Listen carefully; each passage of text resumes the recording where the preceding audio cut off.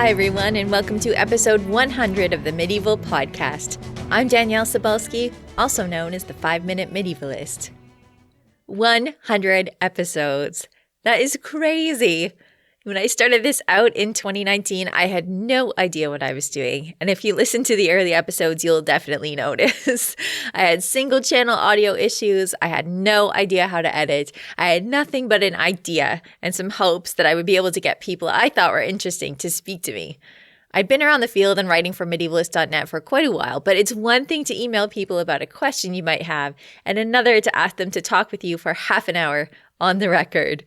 My original idea was to record both video and audio, but a lot of medievalists really weren't into that idea, so we stuck with audio. And I think with all the COVID hairstyles and sweatpants these days, audio's just made it more comfy for all of us. And comfy conversations about the Middle Ages are what it's been all about since the very beginning. I can't remember if I mentioned it in my first episode or not, but my first guest was Kathleen Kennedy, a woman who I'd never met, but whose work on coconuts I really liked. When I asked her, she immediately and very kindly agreed to speak with me. So we recorded about 40 minutes of really great content, except that even with my 3 fail-safes, it didn't record. So she graciously agreed to speak to me for another 40 minutes. And what you hear in episode 1 is our second conversation. I was super embarrassed, of course, but Kathleen was awesome. And then look where we are today. Kathleen is now a British Academy Global Professor at the University of Bristol, where she continues to work on really quirky and awesome topics. And I'm at episode 100. I'm not saying that I launched Kathleen, but I'm not saying that either. See, I can make jokes like this because, like a lot of people I've had on the podcast, since we recorded together, Kathleen and I have become good friends. For this 100th episode, I asked the past guests of the podcast to send in a clip if they had time, letting us know how and what they're doing. So it seems fitting for me to start off with my new friend, the lovely and patient Kathleen Kennedy, and an interesting little snack, as she calls it, about coconuts. A reliquary described in an inventory of the Cathedral of Angers in 1255 offers us a tantalizing mystery. St. Bartholomew the Apostle's bone in an Indian nut with a silver foot and cover. The choice of a cup made out of a coconut, known in medieval Europe as an Indian nut, to house Bartholomew's relics may well have been very deliberate. According to legend, Bartholomew traveled to India as a missionary, where he performed healing miracles before being martyred. Thrown into the sea in India, Bartholomew's bones and skin miraculously washed ashore in Sicily, and his relics came to be venerated for healing across Europe, including at the Cathedral in Angers. But there's more. The Cathedral of Angers was dedicated to Saint Maurice, and by the mid-13th century, Europeans believed that Saint Maurice was what they called a Moor, and they often portrayed him as a black African. An African depicted across medieval Europe, Saint Maurice has attracted more historical notice than Saint Bartholomew. Yet, holding Bartholomew relics in a cathedral dedicated to Saint Maurice, that is, putting Indian relics in a church linked with Africanness, suggests medieval donors were aware of what we today call the Global South. Medieval people were far from stuck on the same manner their entire lives. In the end, the presence of the relics of a European saint martyred in India in a coconut cup held in a cathedral dedicated to a black African may say a lot about the cosmopolitanism of ordinary medieval people, educated locally or regionally about a much, much wider world. Sometimes the audio still isn't always awesome, and that's because whenever I record, I'm doing something pretty unbelievable, which is speaking with someone on the other side of the globe through the power of little wires and sound waves. It's really incredible how connected we are today, but as Kathleen's clip shows us, we were connected in the Middle Ages in ways that we are just beginning to understand. And that brings me to another great guest that I had on, Valerie Hansen, a scholar who works on the global Middle Ages. We talked about her book, The Year 1000, and here's a little bit of information that she's learned since we recorded that she wanted to share with you. Danielle, this is Valerie Hansen, here to congratulate you on the 100th anniversary of the Medieval Podcast. Good for you. And to tell you about a find that would have made a great birthday present if you can give a birthday present to a podcast. It's 3.5 Venetian blue glass beads that were found at a site in Alaska called Puniuk Point by Michael L. Kuntz and Robin O. Mills, who wrote about this in American Antiquity in January this year. And the beads are pre-Columbian. So they made their journey all the way from Venice, across Eurasia, traveling east, across the Bering Strait, and arrived at Puniak Point sometime between 1443 and 1488. It's fabulously interesting because it shows the kind of goods that were traveling, maybe if not all the way around the world, at least halfway around the world in the centuries before the voyages of Columbus and the other European explorers. Congratulations again. All the best. The global Middle Ages is something that I'm only just beginning to learn about because, well, we can't know everything about everything, much to my disappointment. Fortunately, that's when it pays to meet people who know stuff that you don't know about. One of the big holes in my knowledge surrounds Byzantium, which is why I reached out to Anthony Caldelis, who has his own podcast called Byzantium and Friends, which is now hosted on medievalist.net, so you can find it there. This week, along with some very kind words, Anthony sent in this cool little bit of knowledge that I think is going to make us all want to learn a little bit more about Byzantium. Hello, Danielle and listeners. This is Anthony sending you greetings from Constantinople. No, not really.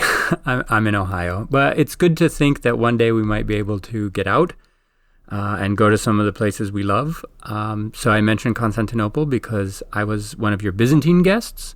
We talked about my book, Roman Land, so I wanted to thank you for that. Also, because after our recording, I listened to quite a few of your episodes. In fact, I spent a good part of the summer of 2020 listening to them as we were in lockdown, and I was digging trenches and outside and doing all kinds of repairs. So I got to hear a lot of you during the rest of the summer. So thank you for putting together that wonderful podcast.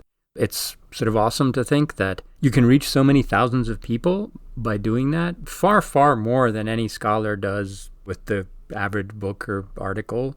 So in honor of your moniker, the 5-Minute Medievalist, I will try to offer something in less than a minute that will interest and intrigue your audience. And this is from the world of Byzantium in the 9th century. There was a philosopher-mathematician named Leo, and he created a system of telecommunications by which the Byzantine court could send and receive messages from Constantinople to the eastern frontier by Syria in about an hour. This is well attested and historical. So how did they do this? Well, Leo had ancient treatises on the construction of devices, including clocks, and he created 2 perfectly synchronized clocks. And one was at a palace across the Bosporus in Constantinople, and the other was situated in the Taurus Mountains above the plain of Cilicia. Each clock face was divided into 12 hours. Each hour corresponded to a message. When the frontier commanders wanted to send a message to Constantinople, such as like Arabs invading or something like that, he would light a signal fire at precisely the time that corresponded to that message. And the signal would be relayed across mountaintops through these watchtowers that you may recall from the Lord of the Rings movies. That's kind of how they worked. And you remember the Byzantines had a form of napalm, a thing we call Greek fire, so they could use that to light very bright fires, even in inclement weather. And so they could send those messages pretty quickly. Yeah, it's pretty good. They even knew about time zones from Ptolemy, so they could adjust for that. We couldn't send an entire podcast, so we have an advantage over them there. But short messages, that they could manage. So there's your Byzantine tidbit for the day. Sometimes being a medievalist is all about learning something new and seriously awesome, like Byzantine signal fires. And sometimes it's really gratifying when you have a hunch that you work towards and research towards, and then more new discoveries are made that really make you feel like you're on the right track. So I was really happy to get this clip from Jamie Kreiner this week as a follow-up to her wonderful book, Legions of Pigs. Hi, Danielle. It's Jamie Kreiner, and I wanted to say congrats on the 100th episode of your podcast. We talked pretty recently, actually, about my book, Legions of Pigs. But after we recorded the episode, I saw that the Times wrote up a study that had been published in January in Science Advances. It was about a panel painting that had been done on rock in Sulawesi, and the piece redated this painting to roughly 45,500 years ago, give or take. And this painting features a glorious warty pig. And I was really excited to read about this study. Well, there's a couple things. First, some archaeologists think that given this chronology, the painting could actually be older than the anatomically modern human being. So this painting could have been painted by a species of human that has long since gone extinct. But even better, I think, is that whatever hominin or hominins painted this pig, they were clearly convinced that pigs were important. And then when you think about that kind of time scale, that really puts us modern humans in a minority. For many of us who don't think pigs matter, who think of them as kind of a boutique subject, I liked that this pig made clear that we might want to readjust our thinking there. So it's not a medieval subject at all, really. And if you haven't read this write-up, I would definitely recommend going to the Times and checking out this awesome warty pig. Thanks again for having me on your show. If you're like me, listening to someone really knowledgeable and passionate for 40 minutes just isn't enough, and there are more things that you want to know about. As you may have already guessed, medieval experts usually have more that we want to share. One of the questions I asked my past guests about was, is there anything they feel like they forgot to mention or wanted to mention while they were here?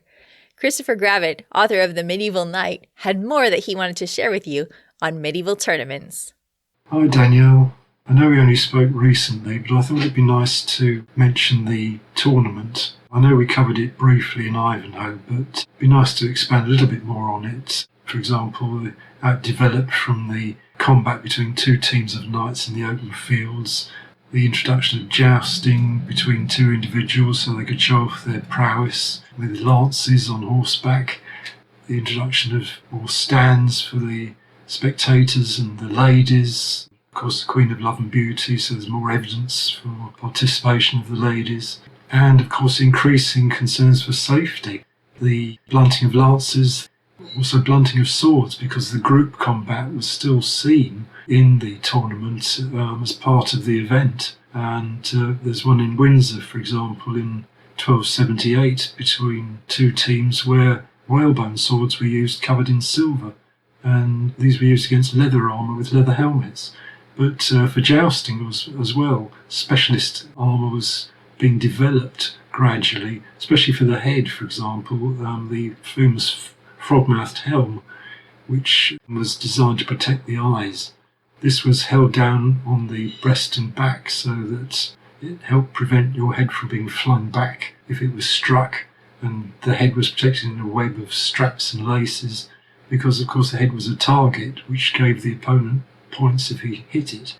The left side of the body was more protected, often with additional plates, and of course all this made the armour heavier, and it made movement more restricted and vision more restricted. But of course this was for the joust, and you knew your opponent was coming on your left side. It wouldn't really do for warfare. And in the 15th century, of course, you get the introduction of the tilt barrier to prevent the two contestants from colliding. So all this is of interest, I think.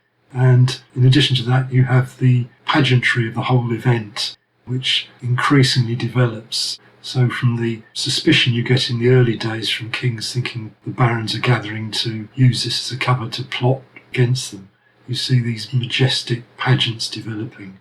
But that's something maybe we can talk about one day. Anyway, congratulations on your 100th. Bye. For a lot of us, falling into medieval studies is a lot like falling in love. It hits you out of left field, it turns your life upside down, and it can last a lifetime. Max Harris, author of Sacred Folly, A New History of the Feast of Fools, shared this story with us about how he fell in love with the medieval world by accident. Okay, this is Max Harris, and I thought I would talk to you about how I became a medievalist, specifically how I became a scholar of medieval drama, of fiestas, festivities, and all that kind of thing. It all started back when I was an undergraduate at Cambridge many, many years ago, and I was a writer and director of plays. And that being the time, I was very committed to experimental theatre in which there was audience participation, in which there was no stage and proscenium arch, but the actors and the audience mingled among one another and spoke directly to one another. And I got interested in that. And then I discovered medieval drama. And I discovered that medieval drama did exactly what I was looking for, only you didn't have to change plays to make it happen, you just did the medieval play. So I started a small medieval drama troupe. We did a number of plays outdoors, and that went well. And then I went off to California to do my graduate work in Santa Barbara, and while there, went down and spent 6 months or so in Mexico looking at Mexican festive theater, or fiestas, what goes on in religious calendar festivals in Mexico. And there I decided that I had stumbled across the very thing that Antonin Artaud, author of Theatre and Its Double, was looking for in the way of experimental theatre, and I became a great enthusiastic of any kind of medieval or festive or indigenous or mestizo theatre of that kind that was performed outdoors as part of the seasonal ritual. And that would now include, of course, the Feast of Fools, which is what I talked about in the podcast. So that's how I became a medievalist. Thank you. Bye. When you're bitten by the medieval bug like Max was, there's always more that you want to learn and more questions that come up as you go. A lot of these are shaped by the current cultural moment, just as the study of history has always been. I mean, you can just ask the Victorians, right? I don't know if you noticed when you listened to my episode with Ruth Mazel-Karras that I was super nervous, but that's because Ruth is someone that I've admired throughout my own career as one of these energetic scholars that has not only shaped the field with her past work, but is continuing to shape it by being led by curiosity. And this was the first time I had ever met her, so you can see why I was a little nervous. Ruth has a new book coming out later this year called Thou Art the Man, The Masculinity of David in the Christian and Jewish Middle Ages. Ruth is also awesome at picking out titles.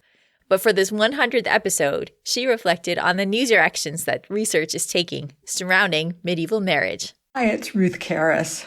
We spoke in February 2019 about medieval marriage, and since then I've taught a class on that topic 3 times, and I'd like to mention a few issues that we didn't touch on very much in our conversation, but that my students are really interested in.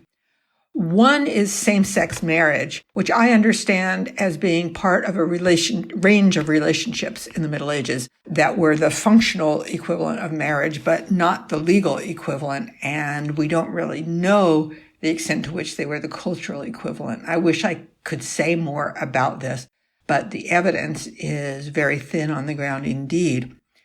The other is the issue of consent, and there's a lot of work being done currently on consent in relation to sexual activity in the Middle Ages, including with enslaved people. But there's more to be done on the question of consent in relation to marriage. The Church's upholding of consent as being, in fact, the most important factor, but at the same time, the coercive system went into making consent impossible because people weren't really given a proper choice. So those are the issues that my students have been pushing me to think more about in relation to medieval marriage. To uncover the kind of detail that you need to answer tricky questions like these, it usually requires a deep dive into medieval records, something that can turn up all kinds of interesting detail that you didn't know you were looking for. Here's an interesting little nugget from Richard Barber that shows us what you can turn up when you least expect it. I'm Richard Barber of Boydell and Brewer, and we talked a year ago about publishing about the Middle Ages.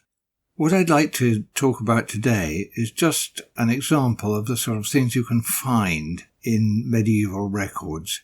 It's a book which Boydell are going to publish, and it's actually one that I'm writing a chapter for.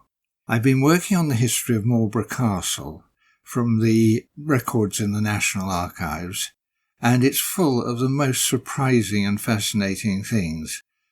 The castle is completely ruined and has disappeared, and the only way we can recreate anything of its past is from these records. There are so many things I could spend an hour talking about them, but there's just one which really amused me in the present day and circumstances, and that is Henry III in Canterbury ordering up a takeaway for about 10 days' time. That was very fast delivery from Marlborough, because the castle had the biggest fish pond for freshwater bream, which were a staple but very dull fish.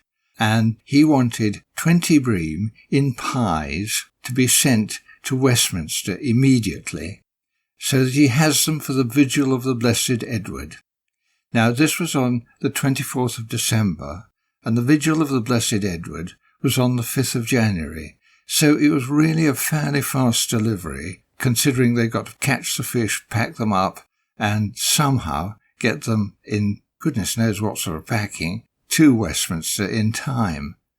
The interesting thing is that we know that both the king and the queen found fish insipid. The only thing they really liked were lampreys. But lampreys is another subject. Since we spoke last, Richard's new book has come out. It's called Magnificence and Princely Splendor in the Middle Ages. Sometimes records can give us a sense not of what actually was, but what was supposed to be. Emma Levitt has been busy too since we last spoke, appearing in A Cultural History of Sport in the Medieval Age, edited by Noel Fallows, with a chapter on the question of representation in the Middle Ages. But it's her work on the records of Henry VIII and what might have been that she wanted to share with us today. Since my recording back in May 2020 on tournaments and jousting in the Middle Ages, I've completed a new chapter on Henry VIII's planned burial effigy that would have seen the king represented on horseback and dressed in armour. And this is something that I've uncovered about Henry's kingship since I last recorded. For those of you who may not have visited, Henry is buried in the choir of St George's Chapel, Windsor Castle. However, this was only intended to be temporary while a grand monument was completed, and it's clear that no expense was to be spared. And this makes more sense to me now, as the king's modest burial is marked by a black marble slab, which for me never really fit the character of the larger-than-life figure. However, had Henry's original designs for his effigy been realised, this magnificent structure would have been far grander than the tomb of the king's parents and more ornate than the resting place of all the European monarchs. I think it's really interesting that Henry would consciously devise an image for his tomb which aligned his monarchy with chivalrous and martial feats. There is much we can learn about how Henry understood his kingship and masculinity from the design of his effigy, which was planned to venerate him as a medieval knight in armour on horseback, which really fits that model of Henry as a tournament champion. And Henry's choice of burial at the chivalric set of St George's Chapel also symbolises that coming together of the medieval past with the present. And it's significant that Henry wanted to be remembered within a chivalrous setting by having his place of burial at St George's Chapel, the location of the Order of the Garter, of course. And it's clear that he bound his kingship with these knightly codes of honour. So it's surprising to me that not more has been made of Henry VIII's planned tomb. Despite it not being completed, I think it's still vital that we consider how the king wanted to be remembered, and this is what my latest research will uncover. Emma's latest work is an article appearing in Medieval Warfare magazine called His Limbs Are of Gigantic Size, Henry VIII's Jousting Body. And speaking of bodies, when we study the medieval world, it's important that we remember to think about people in terms of their relationships with their own bodies as well as their societies. Keisha Tracy, who was on the podcast in the early days talking about disability in the Middle Ages, has continued in that vein in her work, but she's also expanded on it beyond the borders of Europe. Hello, this is Keisha Tracy. I was honored to have been one of the guests in the first 100 episodes of Danielle's Medieval podcast. Congratulations to her on this great milestone. It's fantastic to see how far the podcast has come. Since I visited with her talking about disability, I have deepened my interest in particular in medieval Africa. I taught an undergraduate class on the subject, and I helped to develop a course for K-16 instructors with the Medieval Academy and the National Humanities Center, which has been an amazing experience to facilitate that particular course. My interest in medieval Africa and disability stemmed originally from reading the Epic of Sundiata, which at the very beginning, there's quite a bit to do with disability. Sundiata, for example, the first few years of his life, he's unable to walk, and how this fits into the narrative and how he's described and how he then is able to walk later. It's very interesting to me in particular that his mother's co-wife, she, is worried about her own son and whether or not he's going to inherit, or if Sundiata, who has this prophecy surrounding him, is going to inherit. And she, starts trying to get people to, feel a little bit worried about Sundiata, especially concerning his disability. I find this interesting because she had to sow that doubt. Clearly, it was perfectly acceptable for someone with a disability to inherit the kingship. From there, I'm moving into different categories. I'm just interested in practices and rituals The Lebu, the Deop ceremony, and the Kodako Puchu Goenaji are a couple of examples. They're related to mental health. They really show representations of how mental health management is a communal affair. Also looking into, healing practitioners, such as the Ethiopian Debteras. One of their treatments is to write healing messages or religious messages that then are carried in a special pouch by the person that they are given to. That relates then to, really needing to consider the Islamic and Christian approaches as well as the indigenous approaches to disability. In Ethiopia, we certainly have a lot of Christian influence there. The Debteras would write down Christian scripture. Islamic influence is especially important for Africa because a lot of Africa converted to Islam. I really like to expand the scope of medieval disability studies into the global world, which is an important thing that's happening right now in medieval studies. It's something that needs to happen, and I think disability studies needs to move in that direction as well. But emphasizing the unique aspects of disability in medieval Africa and not losing those within the study, while at the same time revealing points of synthesis of looking at an overall medieval disability studies. The kind of final goal that I have, it's still in beginning stages, but I really would like to create a companion to the medieval disability source book that the wonderful Cameron McNabb edited that's focused, mostly on Western Europe. I'd like to see a companion created to that particular book on non-Western medieval areas of the world.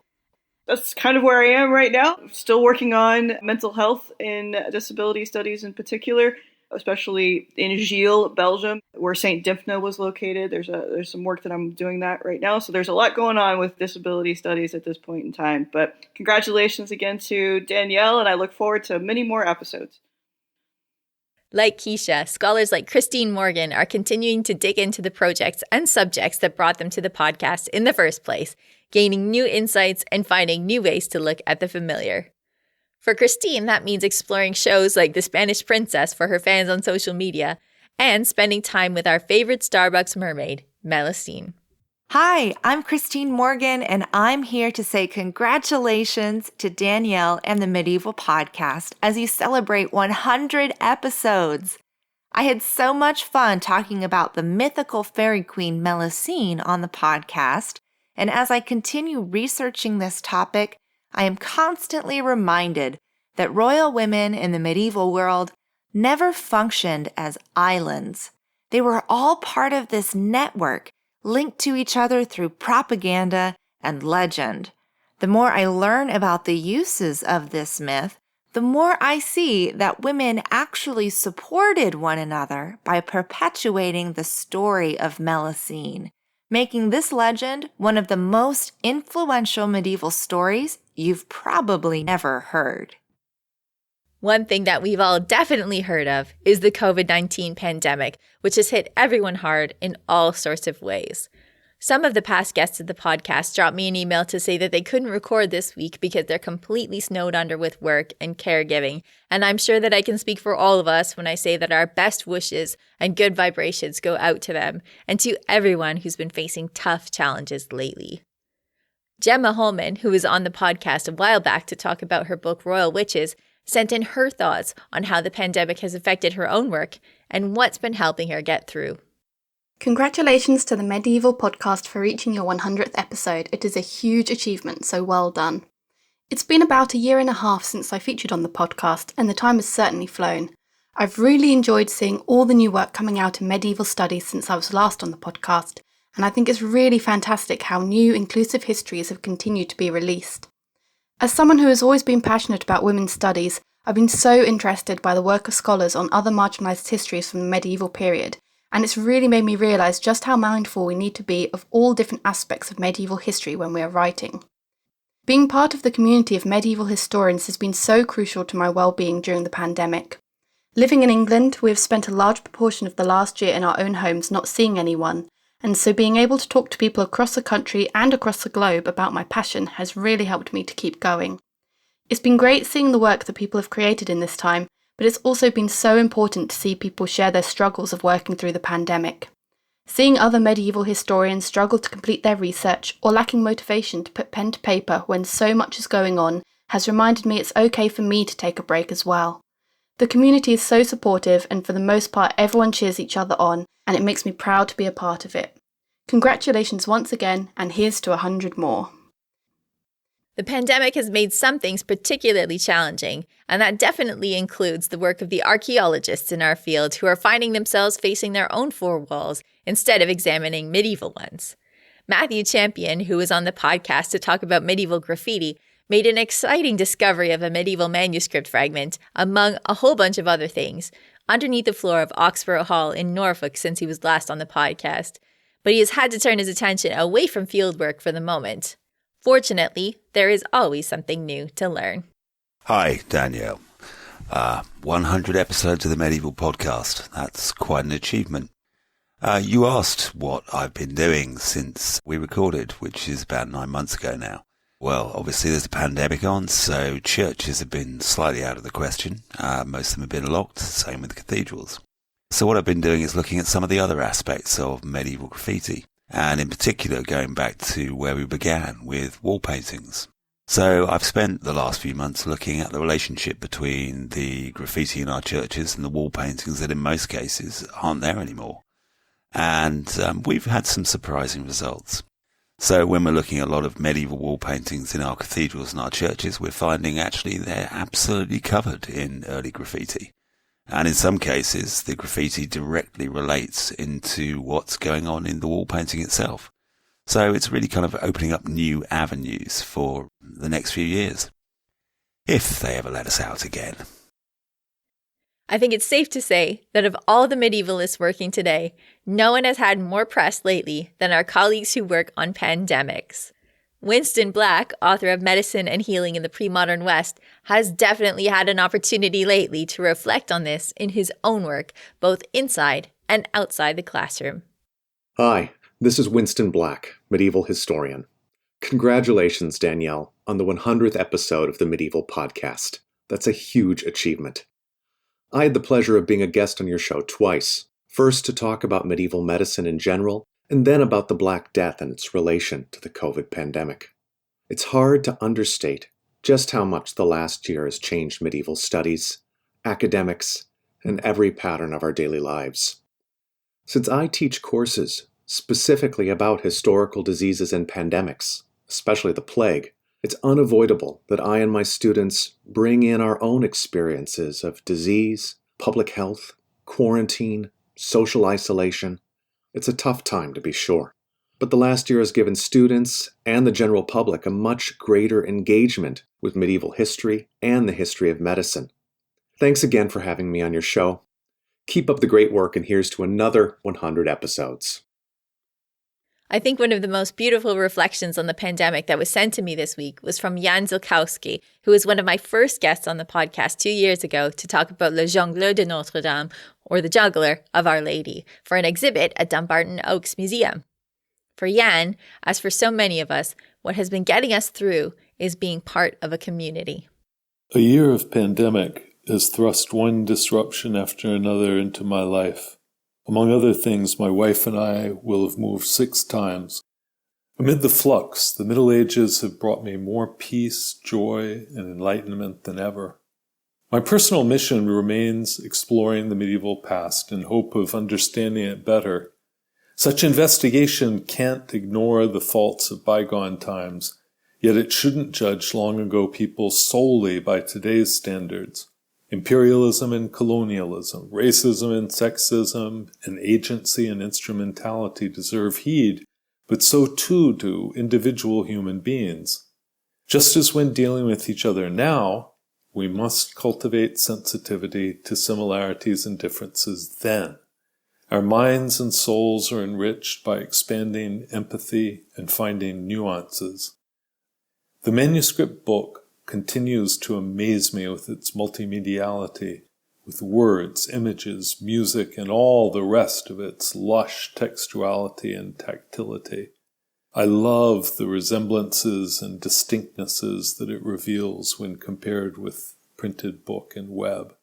I treasure the magic wrought by medieval poets, experts in the word, for whom writing was the sole sure medium in which to communicate across time and space.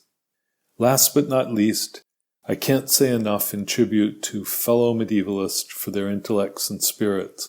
My gratitude knows no bounds for the lively imagination and supportive generosity of those worldwide who labor in the vineyard of that long-ago millennium we share while grappling with what the 21st century, present and future, ask of us.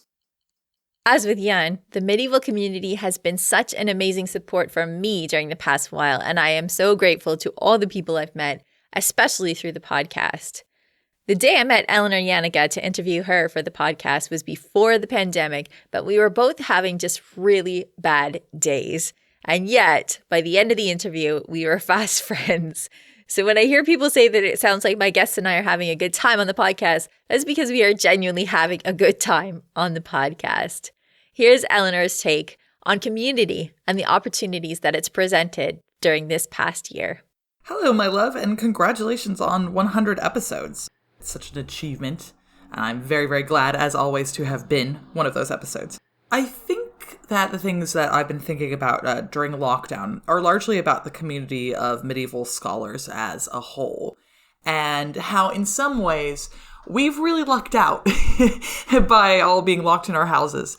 Obviously, there are the huge detriments. You know, it's difficult to get to archives. It can be difficult to access materials that we want to. And of course, I'm missing seeing people in person. It can be really sad sometimes after you attend an online paper, not having that opportunity to sort of mill around and have a chat with all of your friends. I was in one last night and I saw so many people that I really love to talk to, kind of just sitting there on a little Zoom call. And, I wanted nothing more than to be able to go up and chat to them afterwards. So that's a little sad and melancholy. But on the other hand, with that, I've found it really freeing because suddenly I'm actually attending a lot more papers. If it doesn't mean that I have to go all the way across town or something in order to attend a paper, then I'm much more likely to do that on a Tuesday night when I'm exhausted, for example. It also means that there's been some really exciting additions. Like yesterday, I attended a paper from a scholar who was in Australia. And obviously that's not something that I would ordinarily be able to do. And I think part of what's been really exciting about all of this is people are realizing that you don't actually have to be in one place in order to keep the community of scholars going as a whole. We could be having these conversations across the world as opposed to just relying on, well, who's in one place at one time. Makes me feel a little silly living in London because, that was sort of like the major attraction, but hey-ho. And I think that actually what's cool about that is it is a lot like, communities of scholars in the medieval period. I think a lot about one of my first professors, Barbara Rosenwein's work on this idea. She, always talked about emotional communities. And I would make the argument that a lot of the times medieval scholars are involved in emotional community. We're bound together by this particular genre that is a lot of times seen as esoteric. I would argue that it's not, and that it's really immediate, and we need to do a lot of thinking about it. But other people see it as kind of frivolous or not important or specifically occluded in a particular way. And we're all involved in it and with each other. And we are now able to broaden this out by saying, okay, well, what is it that we can do in terms of audio quality, video quality? What can we do with podcasts? What can we do with all of these things in order to get our message across and our work across to each other? And I think that's really broadened the way that we think about ourselves as a community and as a group. And I think it's also really broadened the work out as well. There's a lot more opportunities to hear new things and think about new things. And so there are benefits to COVID. And I think a lot of them have to do with how we can work together and the way that we can see ourselves going forward as scholars and what it is that we can do with each other. Well, COVID-19 has affected us all. There will be an end to it, and hopefully it's in sight. Kelsey Wilson-Lee, who was on the podcast to tell us some really fascinating stories about Edward I's daughters, has some wise advice for us to remember once the doors open up again. Hi, Danielle and the Medieval Podcast team. I wanted to congratulate you on the wonderful achievement of 100 episodes of the podcast series. It's a wonderful work you all are doing, bringing these stories from across a millennium to new listeners across the world. So many congratulations. You asked what I'm thinking about since we last spoke. And I think, we've all been locked down and staying local for a long time. And one of the things that's really kind of come home to me, a lot of people have written to me after reading Daughters of Chivalry and mentioned how meaningful they found it to learn a bit more about some places they'd visited, Westminster Hall, Winchester Castle, Carnarvon, and it really got me thinking about these places, these historic sites, which of course have been really dramatically endangered by the COVID world, and because they rely on us all going and visiting them. I've renewed my appreciation for the fact that these places continue to exist, and I want to encourage everybody, when we can get back to traveling again, I know we're all looking forward to it, to go see places that you've loved and you've loved reading about and loved hearing about in the Medieval Podcast. Go travel to them and encourage your friends to, because they need us. They need all of us to come and to continue to visit and continue to care about them. So really, congratulations again, and look forward to the next 100 podcasts. While some scholars have been digging more deeply into the work that they were doing when we met them, some have taken new and interesting directions with their work. For example, John Lee, who I spoke to not too long ago about the medieval clothier, is now doing work that casts our understanding of how people dealt with their material objects in a whole new light. Hello, Danielle, and congratulations on the 100th episode of the Medieval Podcast. I've enjoyed learning about forgeries, about eels, and so much more in your regular podcasts. Since recording with you about medieval clothing and the medieval clothier, one thing that's been keeping me busy has been working with two other medieval historians, Catherine Casson and James Davies, looking at recycling waste in medieval England.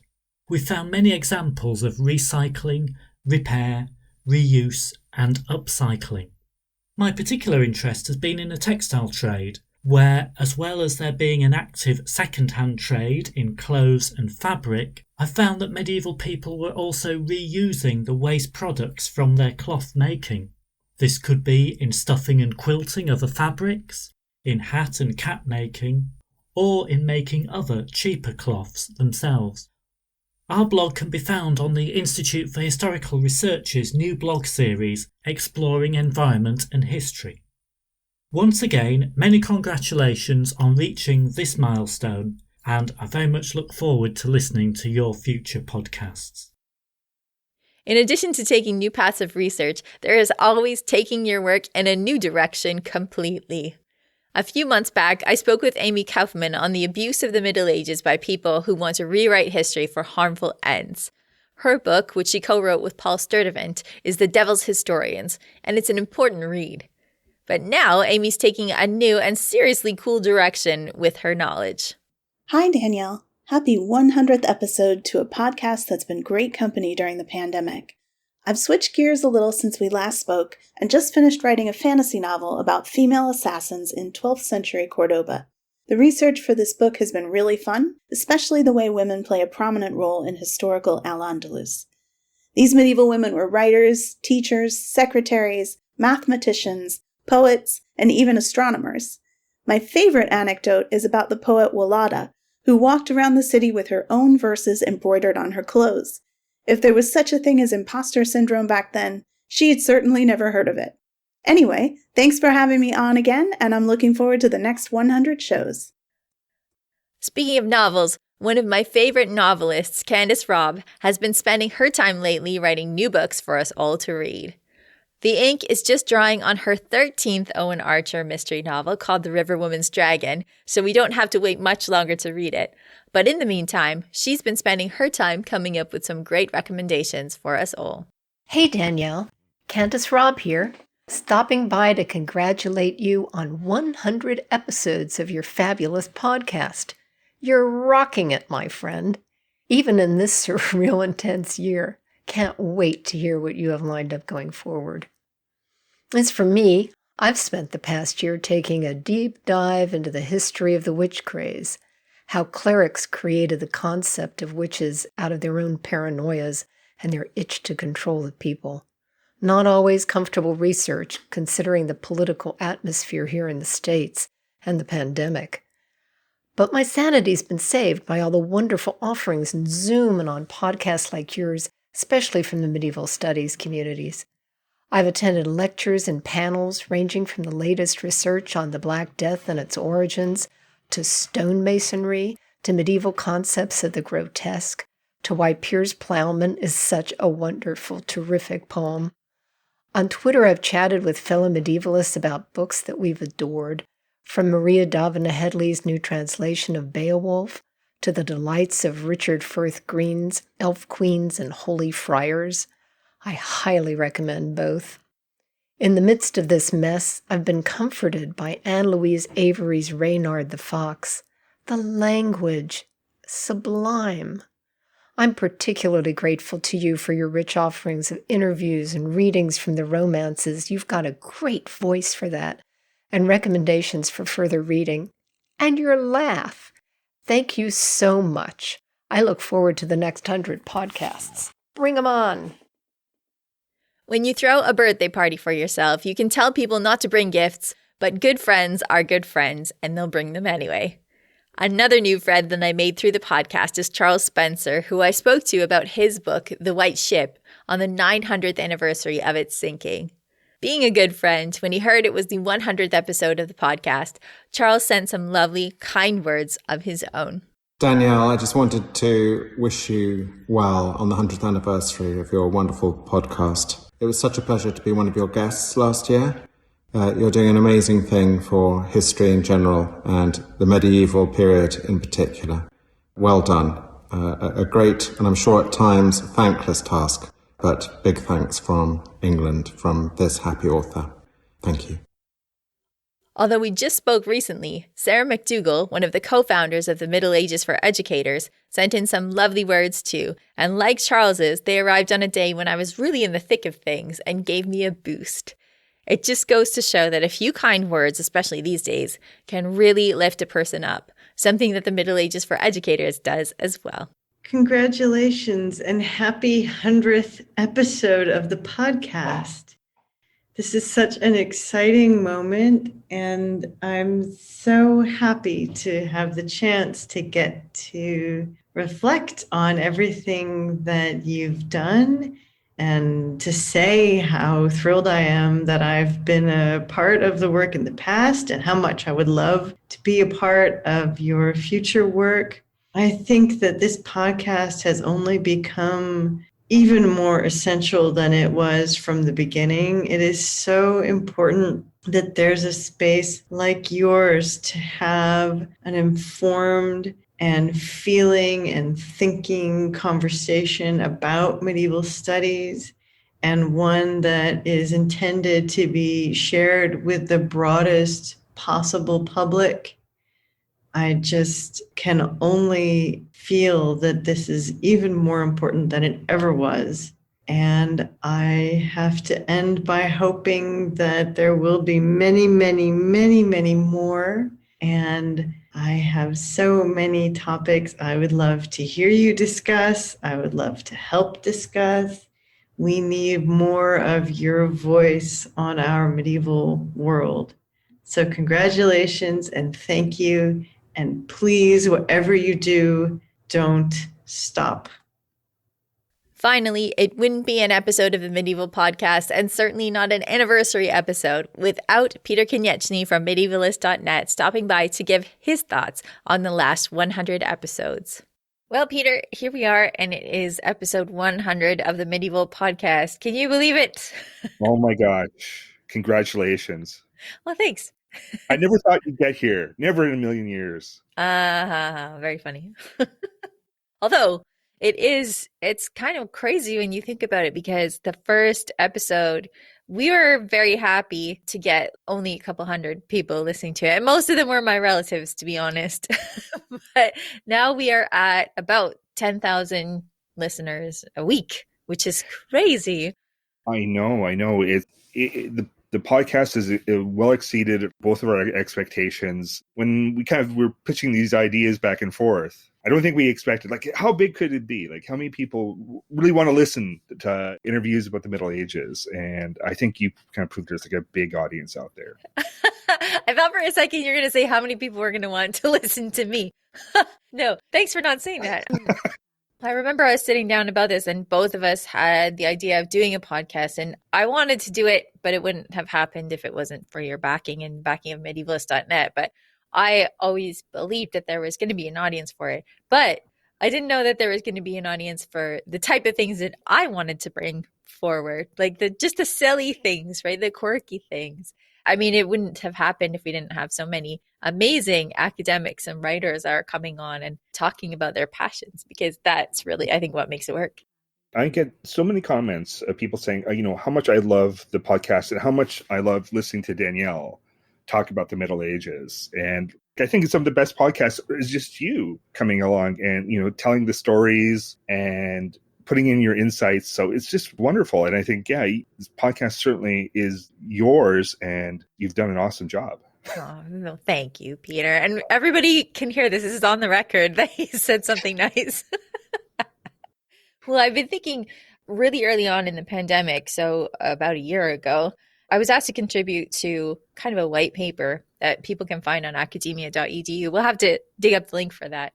But I was asked about what I was thinking about the work I was doing, the public work I was doing in the face of the pandemic, and thinking a lot about podcasting.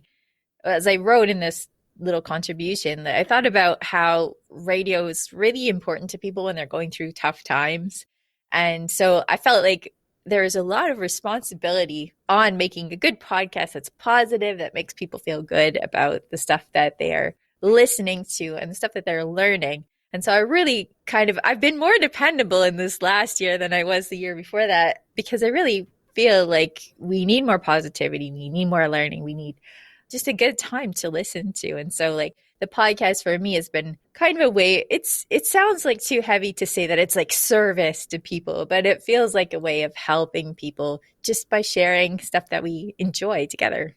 Oh, of course. I think especially with the pandemic coming along, it really made it much more important for ways to reach out to the larger community, like students, scholars, just people in the field, because now it's so much harder to meet with them. We don't get to go to conferences. We don't get to attend classes at the university. You don't get to hang out with your scholarly friends or historian friends as much. So you're looking for ways to get back into that medieval world. And one of them just being able to listen and hear great stories and hear conversations. So yeah, I think it's been important. And we can see it just like in the numbers, how more and more people are kind of tuning into the podcast and enjoying it.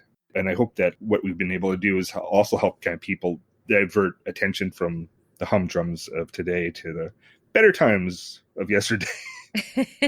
Well, the good news is all of the people that we've had on the podcast have been so great about sharing their stuff through audio and being open to the fact that people do enjoy learning their stuff through audio. And so really grateful to all of the people who have been on the podcast. I need to thank you, Peter, for supporting me when I had this idea of doing a podcast.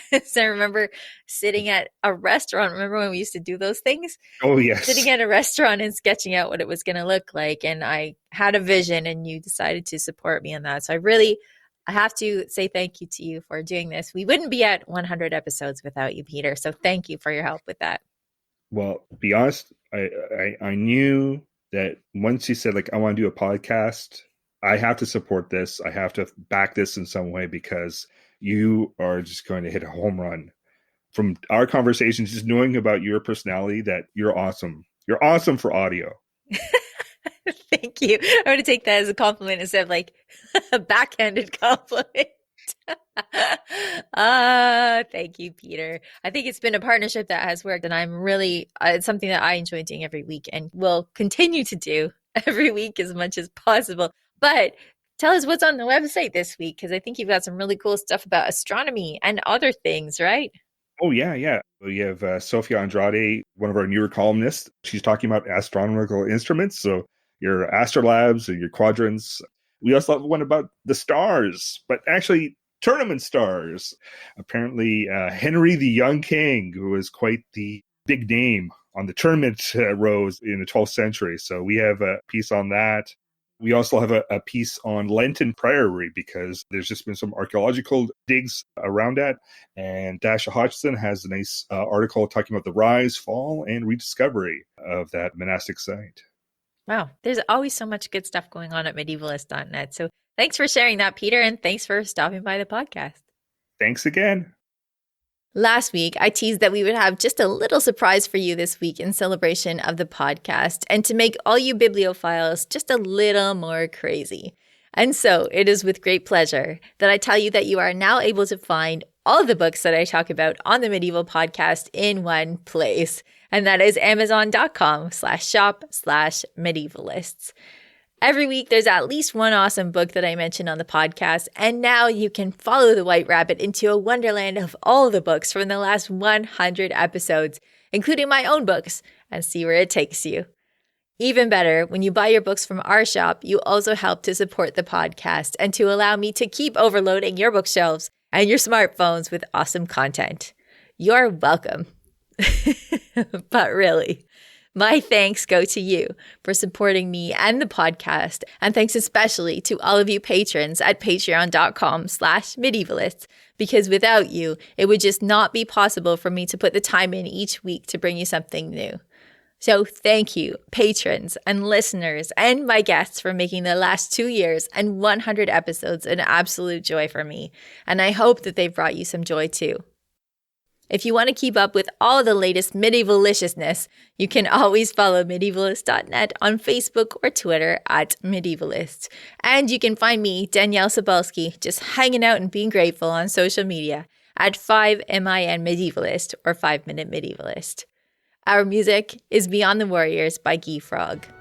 Thank you so much for listening, and have yourself an awesome day.